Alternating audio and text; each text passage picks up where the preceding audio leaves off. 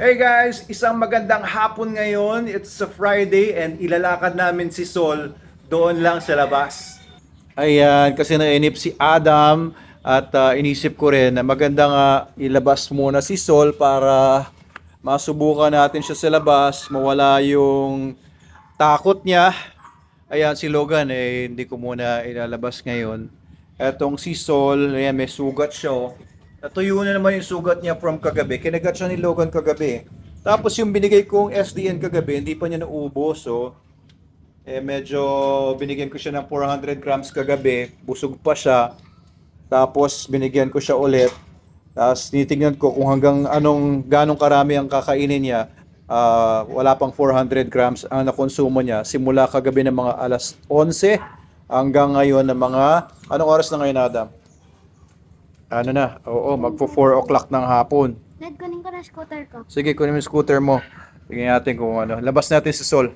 Saan kaya yung leash ko? Nawala yung leash. Ito, manipis na leash yan pang maliit Nawala yung leash siya.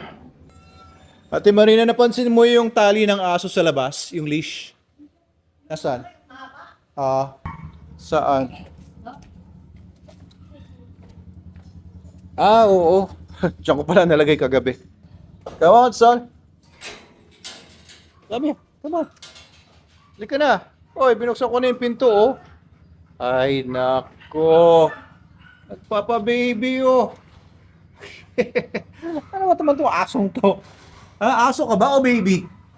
Ano kang... Halika na. Eh, nako ka. Lagay natin yung leash mo. Halika na. Yun. Oh, naikabit na yung leash. Lumabas na. Okay. Yeah. Very good. Come on, son. Sige. Labas. Nako, stay! Nako, tong luga na to, Seloso. Come on. Mihi muna. Yan, nihiyan tuloy ni Sol yung harapan ng kulungan mo. Yan, makaganti man lang sa'yo. Okay. Hindi. Okay naman yan si Sol. Bait naman si Sol. Oh, very good. Sige, labas na tayo. Oh, sige, labas ka muna. Ikaw muna, wag mo na sakyan. Oh, okay naman siya sa'yo, di ba? Oh, very good. Uy, mukhang hindi naman siya takot sa labas, oh. Aba, first time ni Sol lumabas dito. Sige, pakasara yung gate. Yun, oh. Ayos, oh. Yun, oh. Wow, itong labas namin, lagi ko nililinis to sa mga poops ng mga asong kalye dito. Kaya pagkagabi, nililinis ko ito kaya walang mga pupu dito. Okay, very good. Medyo mainit pa ng konti yung kalsada pero wala masyadong araw ngayon, makulimlim. Kaya hindi masyado mainit ngayon. Very good, Sol. Ayun, oh, saya-saya ni Sol, oh. Ay, sorry. Sige. Sige lang. So, okay naman si Sol. Mabait naman to Hello. Okay, so ito si Sol. Lalakad ngayon sa harapan ng aming bahay. Ayos, oh. Oh, curious lang siya So, okay naman. Ino-observe ko lang yung kanyang reactions. At least hindi na siya mukhang nakakaawa, no? Dati, kung ilalabas ko to na ganito, mukha ako naglalakad ng kalansay. Pero yan, dahil sa SDN, the best dog food in the multiverse. Gumanda na si Sol. Ayan, okay, sige. Lakad tayo hanggang sa basketball court. So, ito lang guys, no? By the way, kung gusto nyo nga palang magkaroon ng invitation sa Manalo K9 University, comment lang po kayo sa baba ng interested at papadala namin kayo ng invitation. Ayan, doon sa Manalo K9 University, online kasi natin ay libre lang muna yung ipapadala namin sa inyong invitation at letter at konting mga pahapyaw na advice. Okay lang mo. Thank you po. Ayan. Ano po? Mahilig sa buto. Kayo po ba? Ano lang po ito. Bata pa. Hindi po. Opo, batang damulag. Ayan, sige. So, nakakatuwa naman si Sol. Medyo worry lang siya sa mga tao sa paligid niya. Pero itong si Adam, medyo okay naman si Sol kay Adam. Ayan, medyo pinagtitinginan lang siya kasi malaking aso. Laking aso to ni Sol. Sige lang, go, go, go. Teka lang ha, huwag ka tatawid ka agad ng Okay, sige, tawid na tayo. Very confident naman si Sol. Oh. Confident naman siya sa paglalakad niya. Ayan, oh. Sobrang curious lang siya. Sa gilid ka lang maglakad, Adam, sa sidewalk. Although yung sidewalk kasi sa Pilipinas ay hindi nagiging sidewalk, nagiging paradahan at nilalagyan ng mga iba-ibang struktura. Kaya napipilitan tayo sa gitna ng kalsada maglakad. Very good. O, nawakan ni Adam si... Huwag ka dyan sa kalsada. Matuto ka maglakad sa sidewalk. Yan. Kaso nga, yan nga, ginagawang paradahan yung mga sidewalks. Alright, so okay naman. Videoan lang natin. Hanggang doon tayo pupunta sa basketball court. Basta. Ayos, ayos.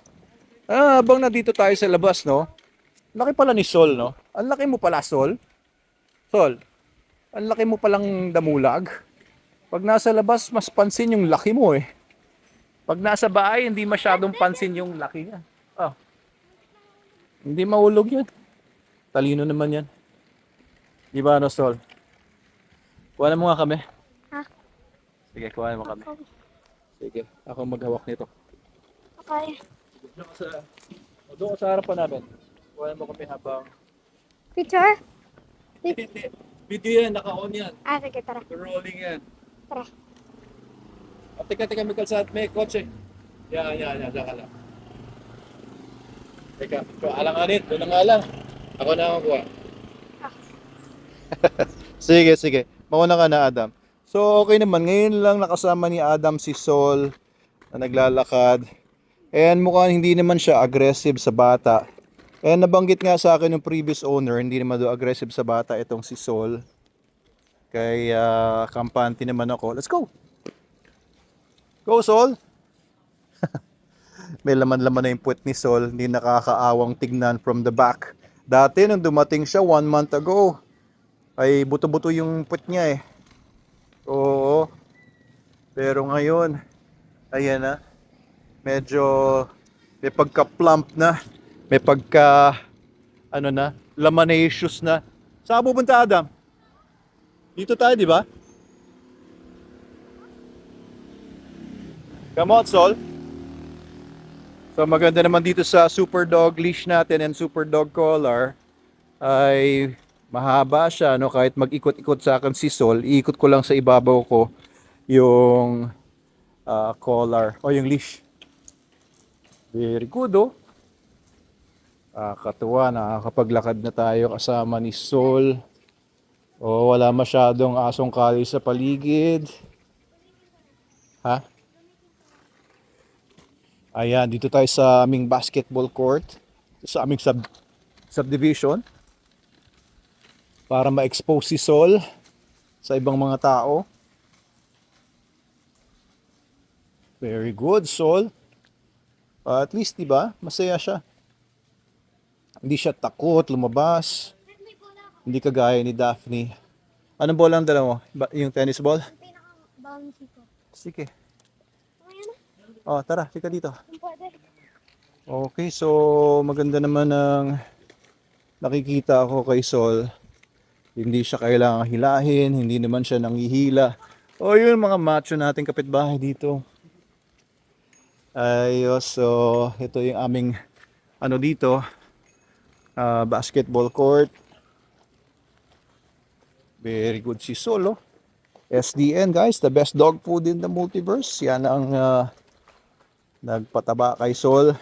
Hindi naman siya mataba, no? Pero yung muscles niya ay nagbe-build na. Nagbe-build na siya ng muscles.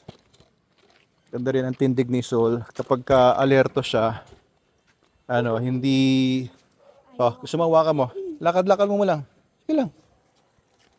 Lakad mo lang si Sol para... May bola ako. Oh, lakad mo, hawak mo. Hawak, hawak. Sige, hawakan mo na. Sige, lakad mo doon sa may court. Wala namang naglalaro. Sige doon, lakad mo doon. Sige doon. Go, go, go. Sige lang. Ayun o. Naawa ka na ni Adam si Sol. Very good. Good boy, Sol. Sige lang. Sige lang. Eh, nakakatuwa o. Very good.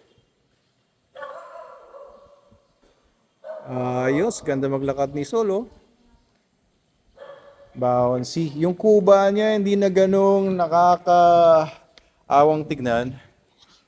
Kasi 'di ba dati napansin ko meron siyang, sige lang, ilakad lang muna, kinukuhanan ko lang. Sige, sige, paglalaruin mo ng bola. Sige. Whoa, good boy, Sol. Ayun, very good. Sige lang. Very good boy.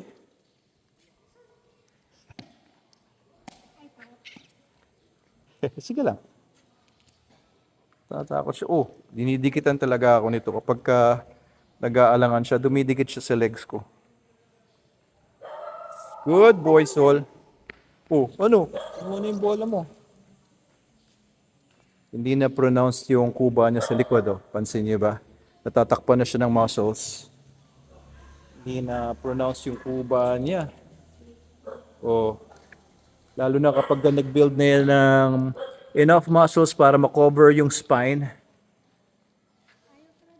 ay maitutuwid yan ng mga muscles niya na maayos. Kasi pag walang muscles ang katawan ng aso ay prone sa mga disfigurement,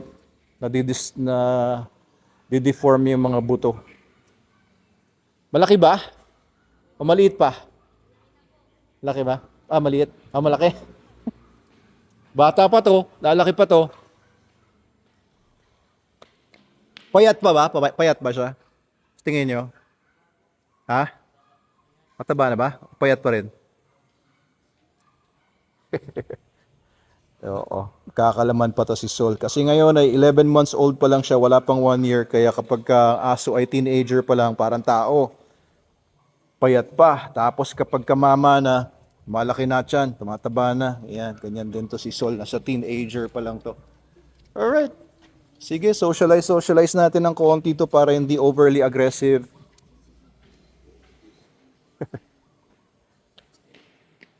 Ayaw natin maging agresibo sa mga bata ito. Okay naman sa matatanda, pero pagka mga batang ganito, kailangan maalis natin yung aggression niya. Mahirap na. Ano, Sol? Okay na, pwede na ito. Oo, wala namang problema. Sige lang, pasyal-pasyal ka lang.